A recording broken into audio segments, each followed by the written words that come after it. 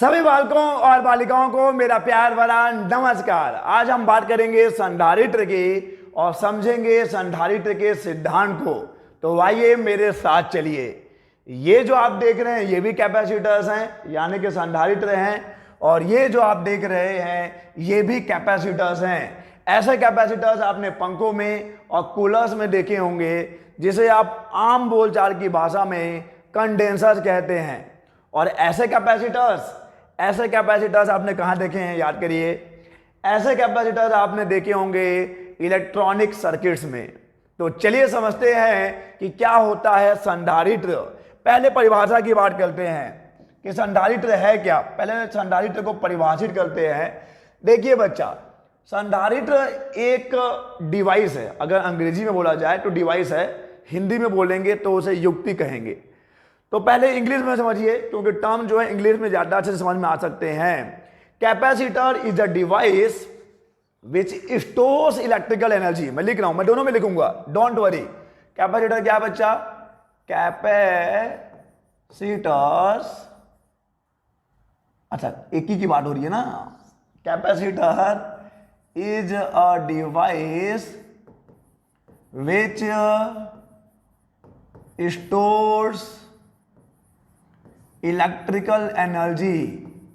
बस इतना सा इसका जिंदगानी है, यही इसका कहानी है।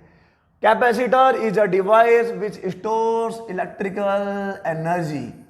ओके बच्चा, इंग्लिश में समझ में आ गया तो अच्छी बात है, नहीं तो हिंदी में लिख देते हैं कि संधारित्र एक युक्ति है, यही तो मुक्ति है।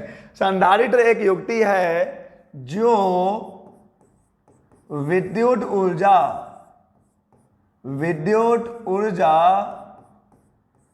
का संग्रह करके रखती है। विद्युत ऊर्जा का संग्रह करके रखती है। ओके, तो दोनों में क्लियर हो जाएगा। आप किसी भी मायने में पीछे नहीं रहेंगे, किसी भी एंगल से आप पीछे नहीं रहेंगे। क्या होता है capacitor? Capacitor is a device which stores electrical energy. एक ऐसा डिवाइस जो इलेक्ट्रिकल एनर्जी को स्टोर करके रखता है। एक ऐसी युक्ति जो विद्युत ऊर्जा का संग्रह करके रखती है, उसे हम कहते हैं संधारित्र। लेकिन कहीं कहीं आप ये भी पढ़ेंगे, देखो कहीं कहीं ऐसा लिखा होगा कि संधारित्र एक ऐसी युक्ति है जो, कहां गया, जो विद्युत आवेश का संग्रह करके रखती है। विद्युत आवेश का संग्रह करके रखती है। बिल्कुल पाएंगे आप, ऐसा भी पाएंगे कि संधारित्र एक ऐसी युक्ति है जो विद्युत आवेश का संग्रह करके रखती है। इट मीन्स ऐसा भी लिखा हुआ मिलेगा कि capacitor is a device which stores electrical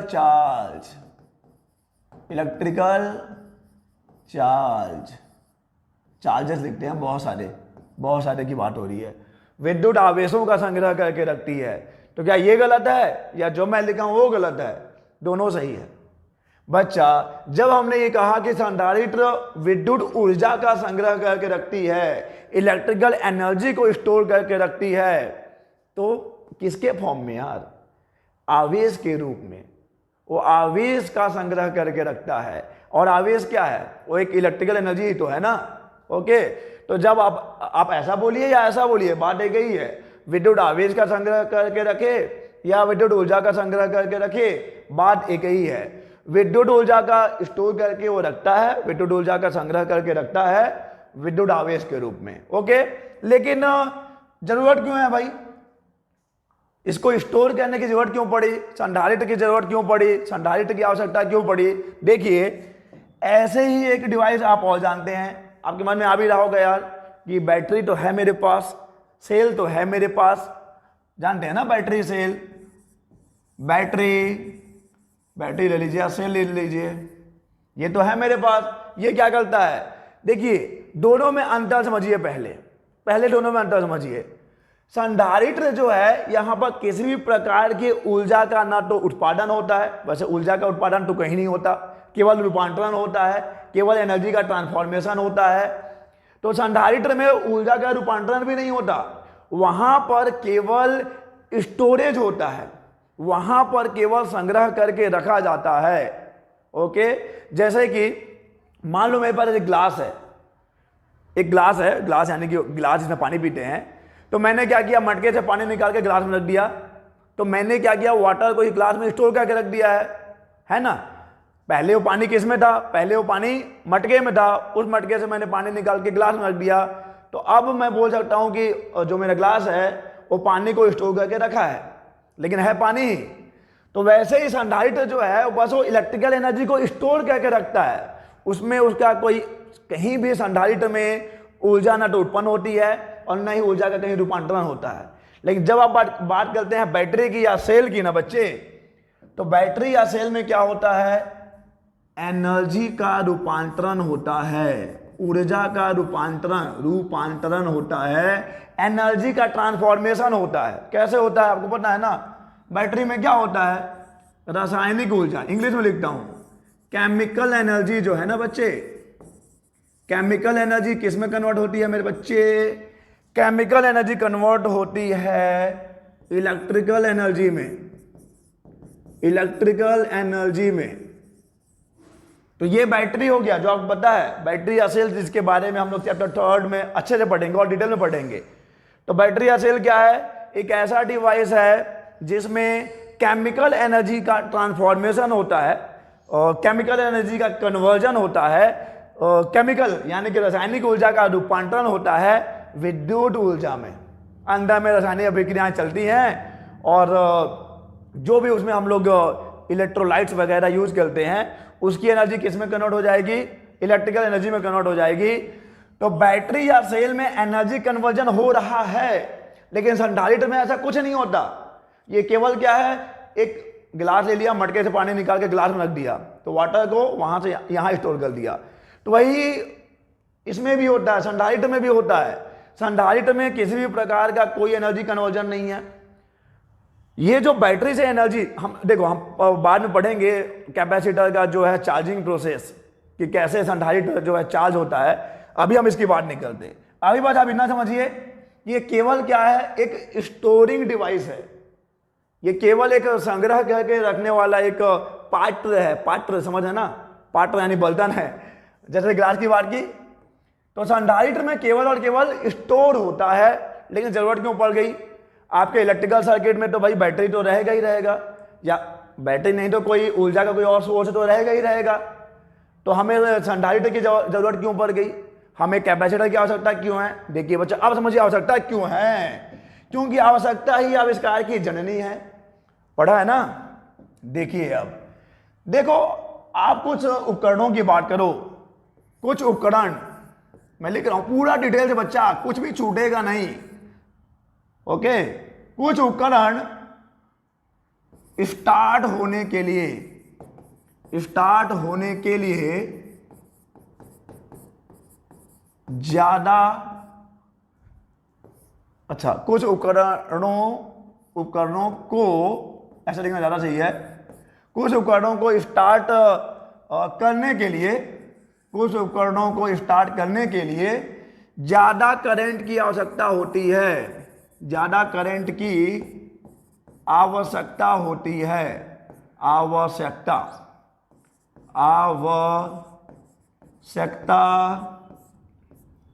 होती है। जैसे कि मैं बात कर लूं, यहां पे फैन लिख दूं, जैसे कि फैन हो गया, कूलर हो गया। ओके, समझिए जरा, कुछ आपके पास इलेक्ट्रिकल डिवाइसेस हैं जिनको स्टार्ट करने के लिए आपको कुछ ज़्यादा ही करंट चाहिए होगा। अब ज़्यादा का मतलब ये नहीं कि 2-2.5 हज़ार एम्पियर चाहिए। देखिए आपका जो मेन सप्लाई है, आपके घर में जो मेन स्विच है, वहाँ पर जनरली जो करंट आता है 30 एम्पियर के आसपास का आता है। देखिए मैं वोल्टेज की बात नहीं कर रहा हूँ, 240 वोल्ट का झटका वो अलग चीज़ है, 220 से 240 वोल्ट वो वोल्ट है, वोल्टेज की बात नहीं कर रहे हैं हम लोग बात कर रहे हैं करंट यानी एम्पियर की, जिसको एम्पियर में मेजर करते हैं। तो आपके घर में जो करंट आता है वो ऑलमोस्ट 30 एम्पियर से 50 एम्पियर के बीच में होता है। जो मीडियम एक घर होता है उसके लिए 30 एम्पियर में काम चल जाएगा। और जो फैन और जो कूलर हैं वो जनरली जो है 10 से 15 एम्पियर के करंट पे काम कर जाते हैं। जब वो चलेंगे तो 10 से 15 एम्पियर के करंट में उनका काम हो जाएगा, 5 से 15 में भी काम हो जाएगा। ओके, 10 से 15 एम्पियर में काम हो जाएगा। लेकिन अब आप एक एग्जांपल लो, डेली लाइफ एग्जांपल लेते हैं हम लोग। मान लो एक टेबल है जो पड़ा हुआ है, टेबल को आप जब धक्का देंगे तो उसको उसकी विरामावस्था से पहले चलित अवस्था में लाने के लिए, खिसकाने के लिए स्टार्टिंग में आपको ज्यादा एफर्ट लगाना पड़ेगा, ज्यादा बल लगाना पड़ेगा। ऐसा होता है ना, जैसे चलो यहाँ पे टेबल है, आपको नहीं दिख रहा, लेकिन यहाँ टेबल है, इस टेबल को मुझे खिसकाना है तो मुझे स्टार्टिंग में ज्यादा बल लगाना पड़ेगा, ज्यादा एफर्ट लगाना पड़ेगा। एक बार जब वो रनिंग कंडीशन में आ जाएगा, रनिंग नहीं, दौड़ना थोड़ी है उसको, एक बार जब वो चलने लगेगा, एक बार जब वो फिसलने लगेगा, तो फिर मैं थोड़ा सा कम प्रयास से भी उसको खिसका पाऊंगा। तो बात यह है कि किसी भी चीज को शुरू करने में क्या चाहिए होता है बच्चा? किसी भी चीज को शुरू करने में आपको ज्यादा एफर्ट लगाना पड़ेगा। ठीक है, जैसे कि ये जो टेबल का एग्जांपल हो गया, आप अपने लाइफ के एक्सपीरियंसेस भी देख लीजिए। अगर आपको प्यार का इजहार भी करना था तो देखो, इजहार करना वो स्टार्ट करना है, वहां से कहानी स्टार्ट होती है। जब तक आप इजहार नहीं करेंगे, वह है एक शायरी आपको सुनाएंगे कि इजहार, देखो इजहार तो करना ही होता है, लेकिन मैं उधर नहीं जाना चाहता अभी, मैं अभी इधर ही रहना चाहता हूँ। उधर जाएंगे तो फिर माहौल कुछ और ही बन जाएगा, माहौल किसी और दिन बनाएंगे। पहले हम इसको समझते हैं, इसके साथ हम बेवफाई नहीं कर सकते। अच्छा, तो बात यह है कि किसी भी चीज़ को शुरू करने में, जैसे हमने बात की, अगर आपको अपने प्यार की दास्तां का आरंभ भी करना है तो आपको इजहार करना पड़ेगा। कैसे हवा टाइट हो जाती है इजहार करने में, आपको पता ही होगा। तो वहाँ पे आपको ज़्यादा एफर्ट की ज़रूरत है। अगर आप नॉर्मली वहाँ पर रह गए तो फिर आपसे ना हो पाएगा, और वहाँ पे आप चूक गए तो फिर ज़िंदगी में ना हो पाएगा। तो वैसे ही देखिए, कुछ इलेक्ट्रिकल उपकरणों को स्टार्ट करने के लिए आपको ज़्यादा करंट की जरूरत, और ज़्यादा बोलने का मतलब कितना है बच्चा? नॉर्मली तो 10 से 15 एम्पियर में काम कर जा रहा है, तो जब स्टार्ट करना होता है ना, तो 25 से 30 एम्पियर, 25 से 30 एम्पियर का करंट, या भी हो सकता है 30 से 50 एम्पियर करंट रिक्वायर्ड है। पंखा अगर आप ऑन कर रहे हो तो पंखे को स्टार्टिंग में घुमाने के लिए, स्टार्ट करने के लिए ज़्यादा करंट की आवश्यकता पड़ती है। और वो ज़्यादा करंट कौन देगा? इसीलिए यहां पर आता है हमारा गेम में आता है विराट कोहली। ज्यादा रन चेज करना है, ज्यादा रन चेज करना है तो कौन आएगा बच्चा? विराट कोहली। भरोसा तो आप उसी पे कर सकते हो। तो जब आपको ज्यादा करंट की आवश्यकता पड़ती है, जब आपके इलेक्ट्रिकल सर्किट में ज्यादा करंट की आवश्यकता पड़ती है, देखो बैटरी है वहां पर, लेकिन बैटरी एक नियत एक कांस्टेंट रेट से एनर्जी सप्लाई कर रहा है। अब अचानक देखो, मैं 100 रुपये कमाता हूं, एक बात बता रहा हूँ, अगर मैं 100 रुपये कमाता हूँ तो आप मुझे बोलोगे चलो अब 20 रुपये दो, तो मैं डेली आपको 20 रुपये दे सकता हूँ। डेली अगर मैं 100 रुपये कमाता हूँ तो 20 रुपये दे सकता हूँ। अब मैं 100 रुपये कमाता हूँ, आप बोलोगे चलो यार आज 500 दे दो मेरे को, हमसे कहाँ हो पाएगा? हमसे नहीं हो पाएगा ना। ये काम कौन करेगा? ये काम है देखो मम्मी का। मम्मी क्या करती है घर में? पापा से मंगोगे, मान लो पापा अगर 100 रुपये रोज कमा रहे हैं तो आपको 10-20 दे सकते हैं। और अचानक से बोलोगे भैया मेरे को 500 चाहिए आज, तो पापा से नहीं हो पाएगा। मम्मी क्या करती है? मम्मी है कैपेसिटर, मम्मी है संधारित्र। मम्मी क्या करती है? जो सेविंग्स होती है ना, उसको बचा बचा के रखती है, पैसे को बचा बचा के, जिसको हम सेविंग्स कहते हैं। आप बोल सकते हो कि यहाँ पे हम मम्मी जो पैसे को स्टोर करके रखती है, ताकि जब आवश्यकता पड़े तो फटाक से दे दिया जाए। यही काम किसका है? यही काम संधारित्र का भी है। कितना आसान है समझना। यही काम कैपेसिटर का भी है। कैपेसिटर क्या करता है? इलेक्ट्रिकल सर्किट में जब ज्यादा पावर है, जब जिसकी आवश्यकता नहीं है, उससे क्या कर लेगा? उस एनर्जी को स्टोर करके रख लेता है। उस एनर्जी को क्या किया? अपने पास स्टोर करके रख लिया। तो स्टोर करके रख लिया, और जब आवश्यकता पड़ती है, जब जरूरत है, और है ना कहावत, a friend in need is a friend indeed। शायद हो सकता है मेरा इंग्लिश थोड़ा कमजोर हो, लेकिन यही है ना, जो मौके पे काम आए वही सच्चा दोस्त होता है। तो संधारित्र भी क्या है? जब विद्युत परिपथ में, जब सर्किट में ज्यादा करंट की आवश्यकता होती है, तब संधारित्र कहता है टेंशन ना ले, मैं बचा के रखा था, मैं स्टोर करके रखा था। ओके, तो संधारित्र का काम क्या है समझ में आ रहा है आपको? जब ज्यादा करंट की आवश्यकता पड़ती है तो संधारित्र जो एनर्जी को स्टोर करके रखा है उस एनर्जी को क्या करता है, सप्लाई भी करता है। तो देखो संधारित्र है क्या, स्टोर तो करता है इलेक्ट्रिकल एनर्जी को, ठीक है, स्टोर करता है और आवश्यकता पड़ने पर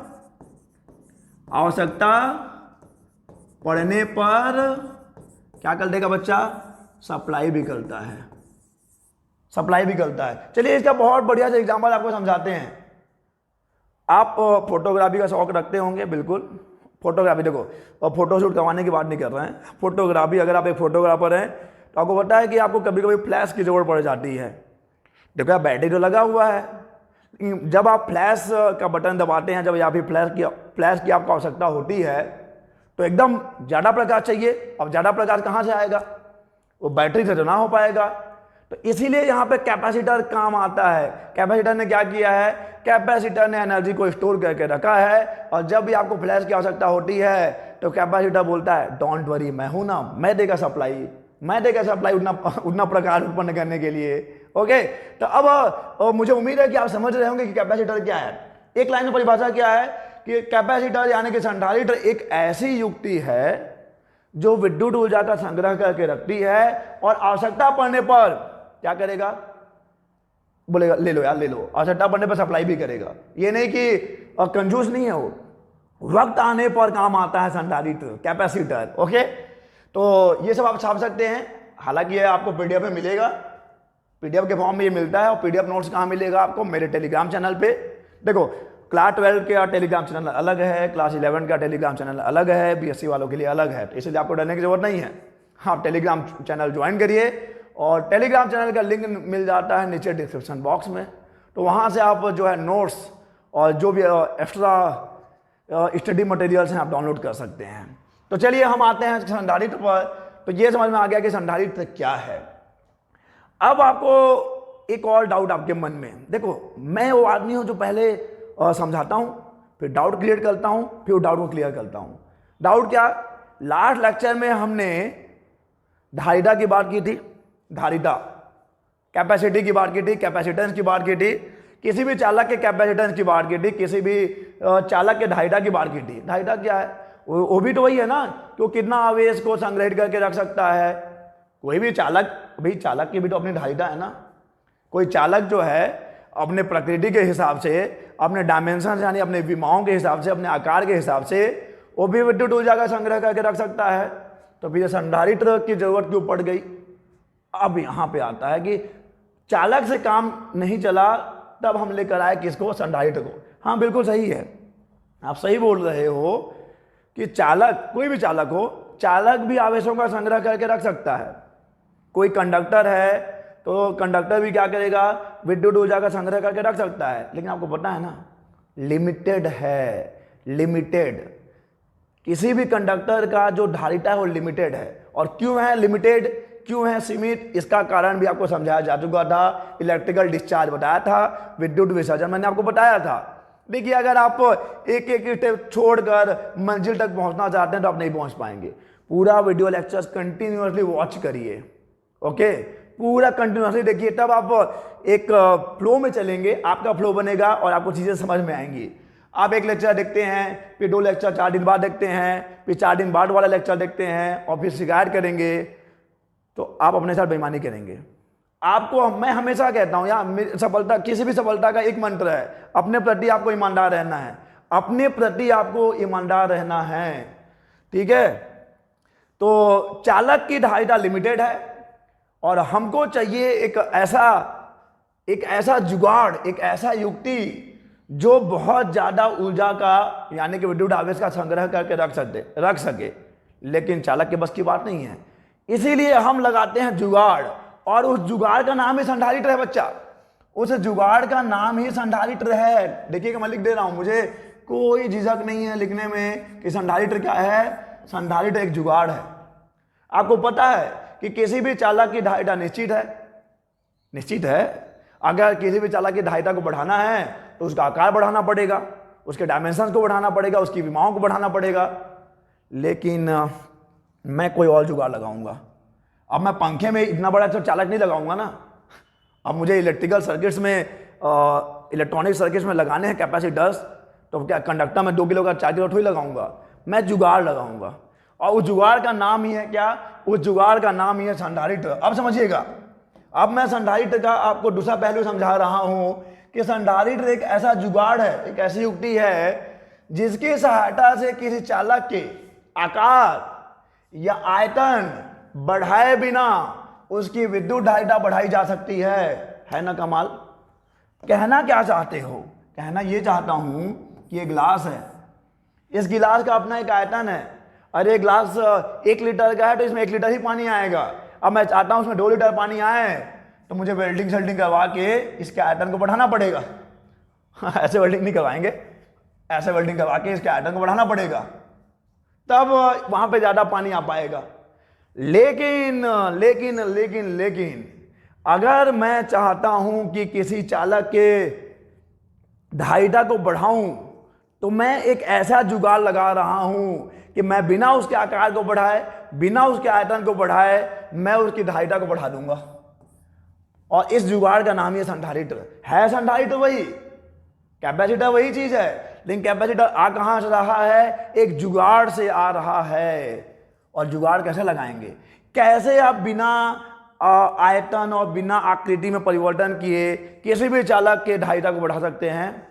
अब सोचिए आप कैसे बढ़ा सकते हैं, ये चमत्कार कैसे कर सकते हैं। Everything is possible in this world, if you can you can. सब कुछ संभव है, बस यहां का खेल है। देखो यार, आपको बताया गया है कि किसी भी चालक की धारिता क्या होती है, C = Q/V होती है, बिल्कुल बताया गया है। और आपको ये भी बताया गया है कि धारिता जो है वो Q और V पर निर्भर नहीं करती है। पिछले लेक्चर में ये सारी चीजें आपको बताई है कि C जो है, जो कैपेसिटेंस है, जो धारिता है, विद्युत धारिता, वो चालक के आवेश और विभव पर निर्भर नहीं करता है। ये किस पे निर्भर करता है, आकृति पे निर्भर करेगा, आकार पे निर्भर करेगा। लेकिन लेकिन लेकिन एक जुगाड़, अगर मैं देखो C जो है = Q/V है, आपको पता है कि Q जो है प्रोपोर्शनल है V के, अगर आप Q को बढ़ाते हो तो V भी बढ़ जाता है, इसलिए दोनों का अनुपात आपको C ही मिलता है। लेकिन मैं अगर कुछ ऐसा खेल खेलूं, खेल मेरे बच्चे वाला खेल कुछ ऐसा चाल चलूं कि Q तो नियत रहे, Q तो नियत रहे, V में परिवर्तन हो जाए। मैं Q को नियत रख के क्या करना चाह रहा हूं, V को परिवर्तित करना चाह रहा हूं। देखिए, पहले आप देखिए कि क्या यह मैथमेटिकली पॉसिबल है, क्या मैथमेटिकली पॉसिबल है क्या कि किसी भी चालक की धारिता को बढ़ाया जा सकता है। मैथमेटिकली कैसे पॉसिबल है, देखिए, अगर मैं इस Q को नियत रख दूं, अगर क्या रहे, Q नियत रहे, उसके बाद ये प्रैक्टिकली पॉसिबल है कि नहीं वो देखेंगे बाद में। पहले देखो ये थ्योरेटिकली पॉसिबल है कि नहीं।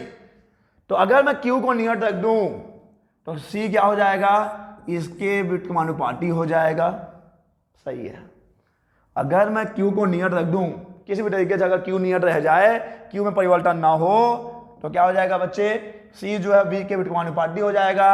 यानी अगर अब किसी भी तरीके से विभव को घटा दिया जाए, Q को नियत रखते हुए, Q तो नियत है, Q को नियत रखते हुए अगर V को कैसे भी घटा दिया जाए तो इसे बढ़ाया जा सकता है। Q को नियत रखते हुए अगर V को घटा दिया जाए तो कैपेसिटेंस बढ़ सकता है। थ्योरेटिकली तो यही है बच्चा। सैद्धांतिक रूप में आपको दिख रहा है, हाँ यार ऐसा कर तो सकते हैं, लेकिन क्या ये प्रैक्टिकली पॉसिबल है, क्या ये प्रैक्टिकली मतलब समझ हो ना, व्यवहारिक रूप में क्या ये संभव है? बिल्कुल संभव है, बिल्कुल संभव है। ये पूरा जो खेल है ना, हम खेल के दिखाएंगे आपको। चलिए कैसे पॉसिबल है देखिएगा। और अब हम लोग पढ़ने वाले हैं वही संधारित्र का सिद्धांत पढ़ने वाले हैं कि कैसे बिना किसी चालक के आकार या आकृति में परिवर्तन किए बिना ही उसकी धारिता को हम लोग कैसे बढ़ा सकते हैं। बच्चा जरा देखिएगा कैसे बढ़ा सकते हैं। देखो यार, यहाँ पर आलस का कोई जरूरत नहीं है, आलस का कोई जगह ही नहीं है। जोश और जुनून चाहिए मेरे को, जोश और जुनून चाहिए। अगर आप में है दम, जोश और जुनून है तो आइए यहाँ पर। चलो बच्चा, अरे ये बच्चा नहीं है, तुम चलो बच्चा। अब ये मान लेता हूं कि एक चालक है और ये बिल्कुल भी रेखा नहीं है, ये एक प्लेट है। क्या है बच्चा, ये एक प्लेट है। जरा देखिएगा क्या है ये एक प्लेट है। एक प्लेट है, हरे कलर का प्लेट है। ओके, अब देखो इसकी ज्यामिति कुछ भी हो ये इसका ज्योमेट्रिकल शेप कुछ भी हो, और परंपरा चला आ रहा है कि हम इसको प्लेट ही बोलेंगे, इसको प्लेट ही बोलेंगे। ठीक है, मान लेते हैं कि इसका क्षेत्रफल कितना है, क्षेत्रफल ए है, क्षेत्रफल ए है।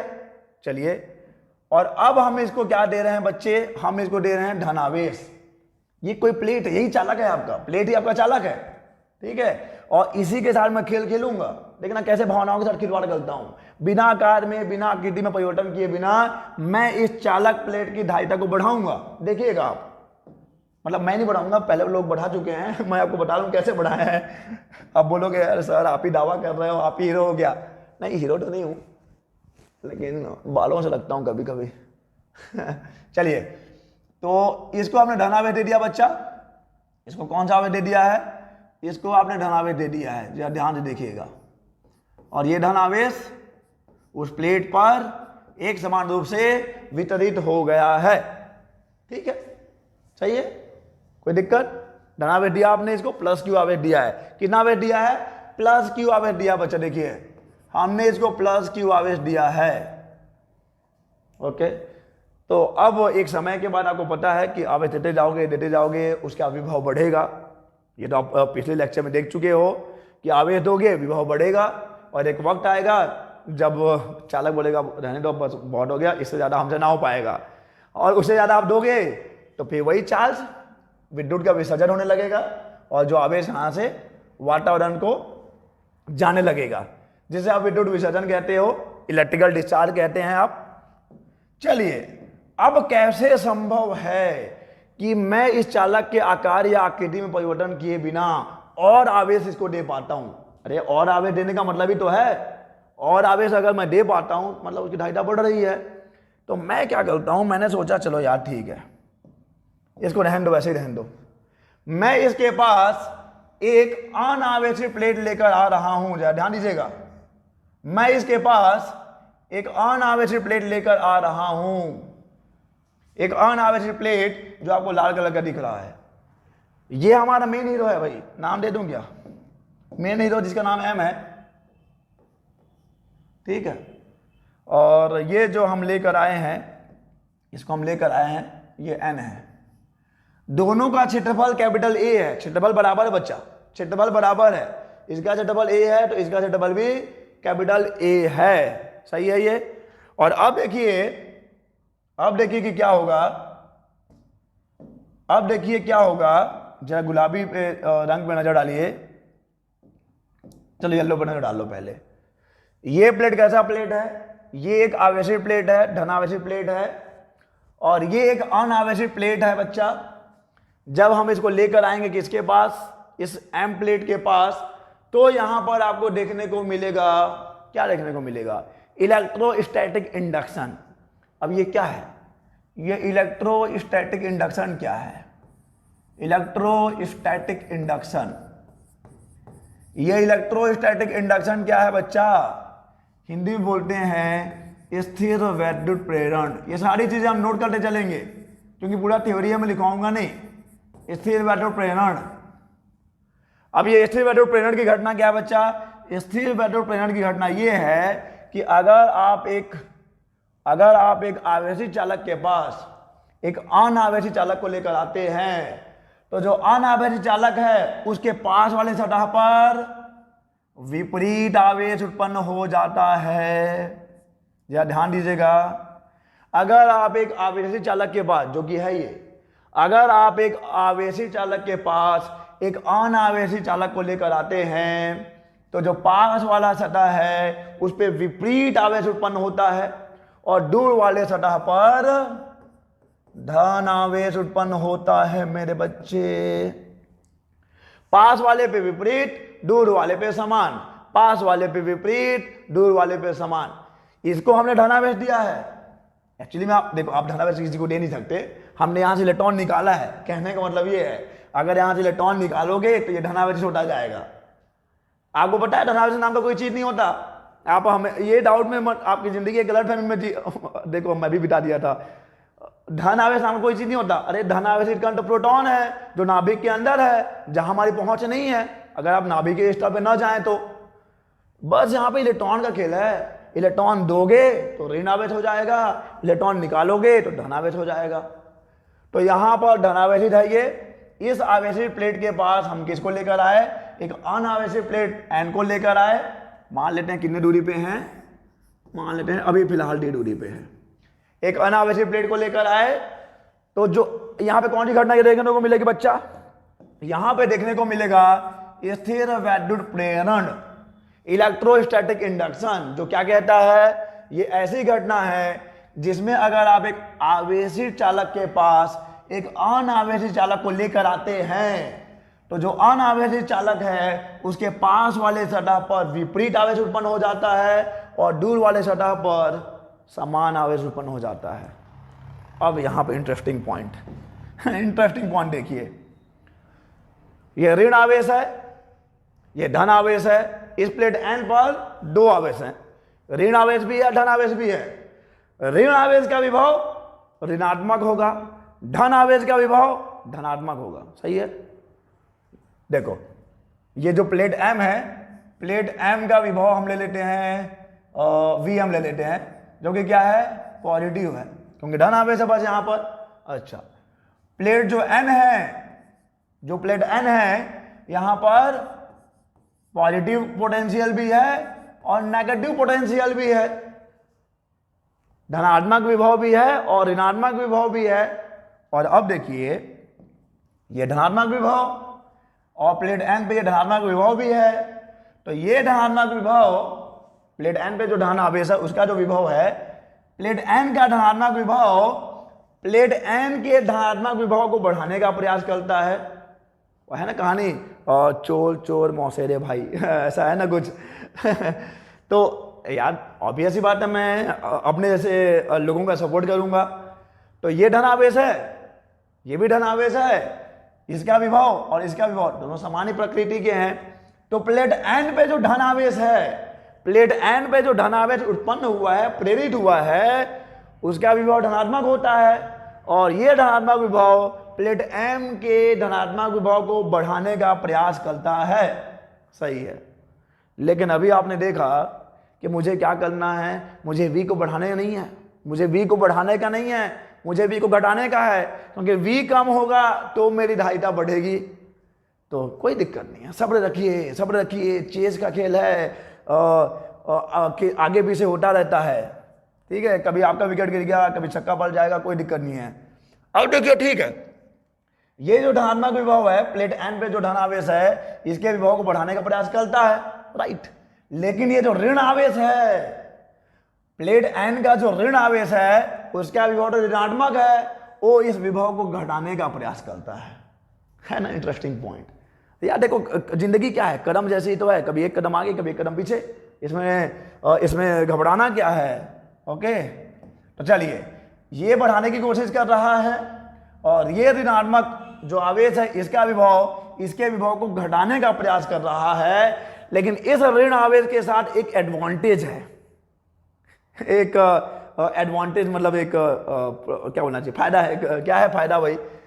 इस ऋण आवेश को एक एडवांटेज ये है कि ये प्लेट एम के ज्यादा करीब है। देखो बहुत ज्यादा करीब नहीं है, लेकिन इस धन आवेश से तो धन आवेश की अपेक्षा तो ज्यादा करीब है, यानी इसका प्रभाव ज्यादा पड़ेगा। अब समझ में आ रहा है क्या होने वाला है? बहुत सही है। पहले फिर से सुनो बच्चा, आपके पास प्लेट एम था, आपने उसको धन आवेश दिया और धन आवेशित हो गया और वो अपने औकात के हिसाब से, अपनी धारिता के हिसाब से आवेश का संग्रह कर चुका है। अब आप उसको और आवेश देना चाहते हैं, आप उसकी धारिता को बढ़ाना चाहते हैं। कैसे बढ़ाएंगे? तो मैंने बोला चलो एक अनावेशित प्लेट को लेकर आइए। जब आप एक अनावेशित प्लेट को लेकर आएंगे तो स्थिर वैद्युत प्रेरण देखने को मिलेगा। पास वाले पे विपरीत आवेश, दूर वाले पे समान आवेश उत्पन्न होगा। अब ये जो धन आवेश है, इसका विभव धनात्मक, जो इसके विभव को बढ़ाने का प्रयास करेगा। ये ऋण आवेश, इसका विभव ऋणात्मक, जो इसके विभव को घटाने का प्रयास करेगा। लेकिन एडवांटेज है माइनस के साथ, ये ऋण आवेश प्लेट एम के ज्यादा करीब है, अतः इसका प्रभाव ज्यादा होता है। तो अब ये बढ़ाना चाहता है, ये घटाना चाहता है, ये बढ़ाना चाहता है, ये घटाना चाहता है, लेकिन ये ज्यादा करीब है, इसका प्रभाव ज्यादा होगा। आप लॉन्ग डिस्टेंस रिलेशनशिप का कितना भी हवाला दे लीजिए, जो ज़्यादा करीब होगा, जो उसके ज़्यादा पास होगा, वो बाजी मार जाएगा। ये पता सच्चाई है। आप कितना भी लॉन्ग डिस्टेंस रिलेशनशिप करते रह जाओ, कितना भी सच्चा वाला करते रह जाओ, जो ज़्यादा करीब है ना उसका प्रभाव ज़्यादा होगा यार। तो इसका प्रभाव ज़्यादा है। ये बढ़ाने का प्रयास कर रहा था, ये घटाने का प्रयास कर रहा था उतने ही मात्रा में, क्योंकि जितना धन आवेश है उतना ऋण आवेश है यहाँ पर। तो किसका प्रभाव ज़्यादा बचा? इस ऋण आवेश का प्रभाव ज़्यादा है। अतः कुल मिला के कुल मिला के एम का विभव क्या हो जाएगा? एम का विभव कम हो जाता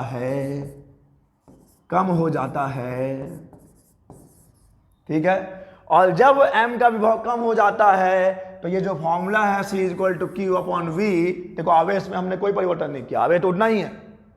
हमने आवेश के साथ कोई भी नाम आवेश दिए हैं, नाम आवेश लिए हैं भाई, आवेश तो नियत है। तो जब V कम हो गया तो धारिता बढ़ गई। जब V कम हो गया तो धारिता बढ़ गई। मतलब कमाल नहीं है ये? देखो दिमाग भाई, इंसानी फितरत है, इंसानी सोच, उसका कोई मुकाबला नहीं भाई उसका। तो क्या किया? देखो ये धन आवेश इसके विभव को बढ़ाने का प्रयास कर रहा था, ये ऋण आवेश इसके विभव को घटाने का प्रयास कर रहा था, लेकिन ये इसके ज्यादा करीब था, इसका प्रभाव ज्यादा था। तो ये कुछ हद तक इसके विभव को घटाने में सफल हुआ है। और जब m का विभव कम हुआ है, यानी इस फॉर्मूले से, क्योंकि Q तो नियत है, तो इसकी धारिता क्या हो जाएगी? धारिता बढ़ जाएगी मेरे बच्चे, बढ़ गई धारिता। मैं यही नहीं रुकूंगा, यहाँ रुकना ही नहीं है। मैं बोला ठीक, अब देख आगे मैं क्या करता हूँ। बोल ले अपना कौन सा प्लेट? ये प्लेट है m, यहाँ पे कौन सा आवेश? यहाँ पे धन आवेश, ठीक है। कितने दूरी पे प्लेट? d दूरी पे प्लेट। कौन सा प्लेट है बच्चा? d दूरी पे कौन सा प्लेट है? तुमको ऐसे नहीं जाना, तुमको ऐसे आना है। बताइए d दूरी पे कौन सा प्लेट है? d दूरी पे प्लेट n है, ठीक है। अंदर में ऋण आवेश है। अब यहां पर जो धन आवेश है वो आपके लिए शोल्डर बना हुआ है, ये इसको सपोर्ट कर रहा है, ये इसके विभव को कहीं ना कहीं कुछ हद तक बढ़ा रहा है। आप बोले इसका काम तमाम करता हूं। इसका काम तमाम आप कैसे करेंगे देख लो। आप बोले इसका ना अर्थिंग कर देता हूं, पृथ्वीकृत कर देता हूं, अर्थिंग कर दिया, ऐसा कुछ। और जब आप इसको अर्थ करेंगे, जब इसको अर्थिंग करेंगे तो क्या होगा? यहां का धन आवेश निकल के समा गया पृथ्वी में, जैसे सीता माँ समा गई थी ना। बोले यार अब तो हमसे कुछ हो नहीं रहा, चलो हम दुनिया छोड़ चले हम तो सीता माता के जैसे यहाँ पे जो धन आवेश है वो कहाँ चला गया? पृथ्वी में समा गया। लेकिन आप फिर से याद रखिए कि धन आवेश नहीं बहता है, धन आवेश नाम का कोई चीजें नहीं होता। यहां से इलेक्ट्रॉन निकलकर, यहाँ पे जो इलेक्ट्रॉन की कमी थी जिसके कारण वहां पे धन आवेश बना था, पृथ्वी से इलेक्ट्रॉन निकलकर इस धन आवेश को क्या करता है? निरस्त कर देता है। धन आवेश का मतलब क्या? देखो अंधेरा का मतलब क्या है? जहां लाइट नहीं है, जहां लाइट आ जाएगा अंधेरा खत्म, यही है ना। वैसे ही जब हम बोलते हैं धन आवेश है तो वहां धन आवेश नहीं है, वहां पे इलेक्ट्रॉन की कमी है। जब वहां पे इलेक्ट्रॉन आ गया तो धन आवेश की कहानी खत्म, फिनिश। ओके, तो यही हो रहा है यहां पर। जब आप इसको अर्थिंग करेंगे तो यहां से पृथ्वी से इलेक्ट्रॉन निकलकर इस धन आवेश को खत्म कर देगा। और यहां पर आपको एक और बड़ी सफलता मिल गई। यहां पर जो धन आवेश इसके विभव को बढ़ा रहा था वो चला गया। अब बस ये बच गया है, ये ऋण आवेश बच गया है जो इसके विभव को और घटा देगा।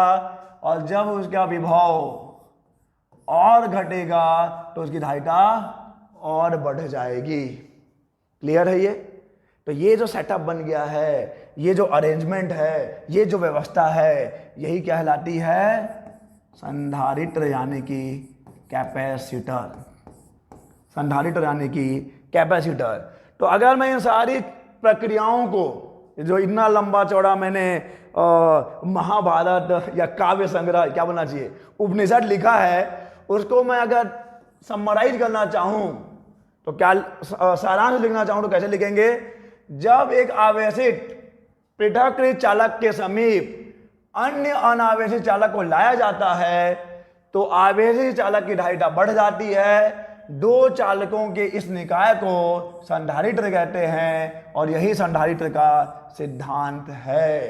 क्या करना है, आपके पास एक पृथक चालक है, उसके पास एक अच्छा ये आवेशी चालक है, इसके पास किसको लेकर आना है, एक अनावेशी चालक को लेकर आना है, फिर अंदर का जो भी सिस्टम बनेगा वो क्या कहलाएगा, आपका संधारित्र कहलाएगा।